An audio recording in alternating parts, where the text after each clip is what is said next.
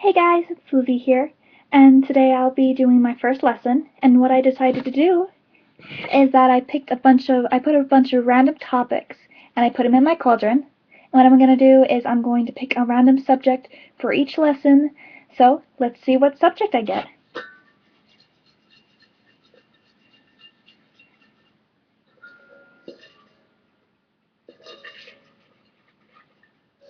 And the subject is summon stones. Oh, it's ironic, I was going to do this anyways, but I decided to do the random stuff. Huh, guess it was meant to be. Summon stones it is.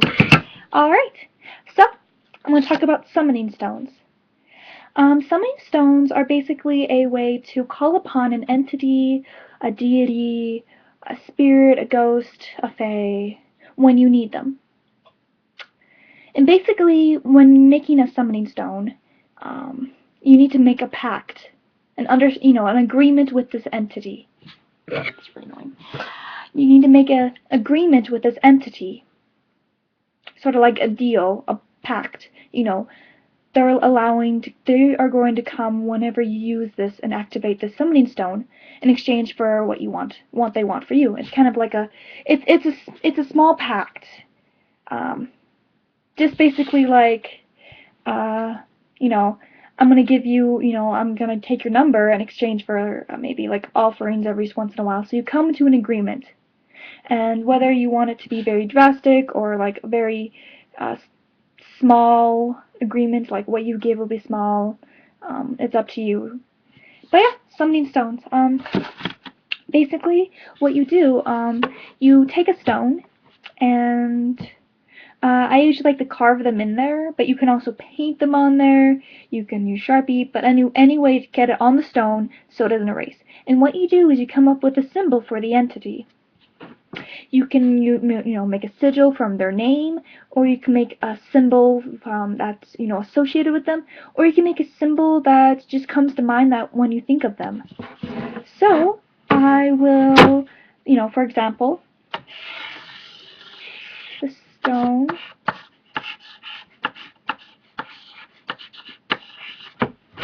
See, here's the stone, and in the center you are going to create a symbol that you associate with the entity.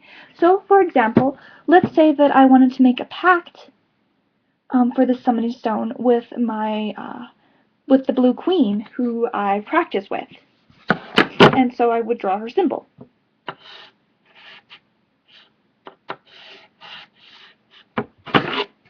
So right on the stone, you'd probably make it more in the center.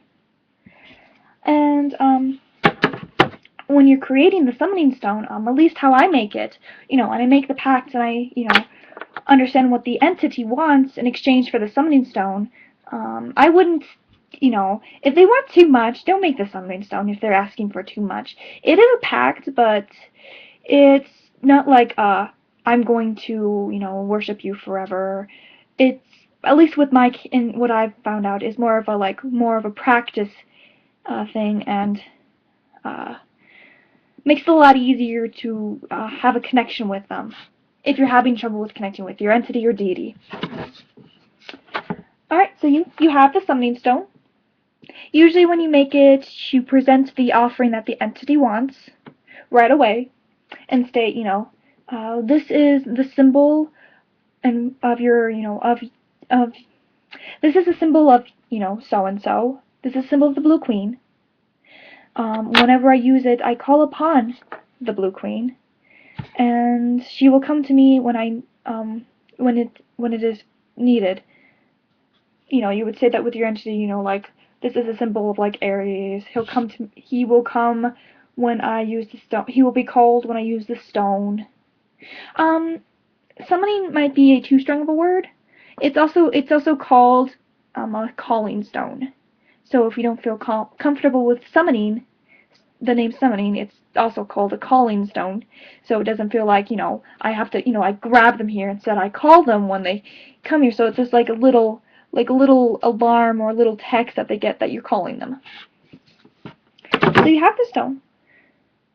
Alright, and basically, you have the stone. You can meditate with it. You can you can place power into it. I wouldn't, you put your own power into it, but you also, when you create it, you make sure that the entity itself also placed the power in it. So when you come to the pact and you offer the, give the offering, you give the the entity time to place its own energy into it. So I would avoid cleansing the stone because you have a chance of kind of removing that energy that the entity placed in. So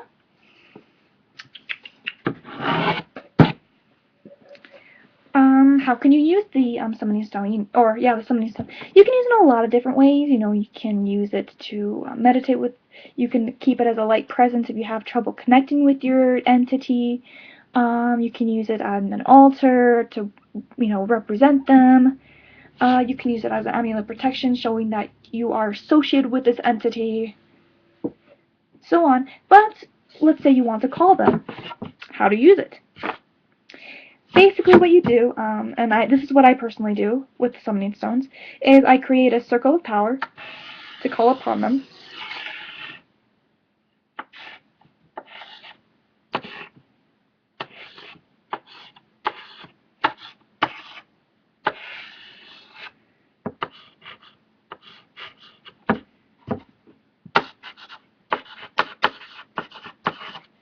With the stone in the center. Oh, you can also, what you can do also is that you can create a crystal grid around the stone. So when you're summoning them, you don't have to draw anything. You can also make a crystal grid. Or you can place candles, or you can place herbs. You can anything associated with them. I would really incorporate into kind of the grid that you're using the stone with to call upon them.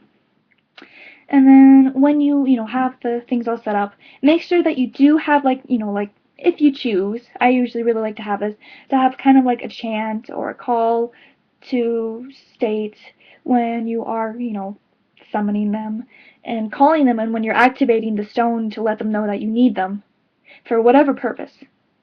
So yeah, you can do it like this. What you can also do, if you are doing something really big, like maybe for a celebration or a big offering, is that you can have multiple summoning stones.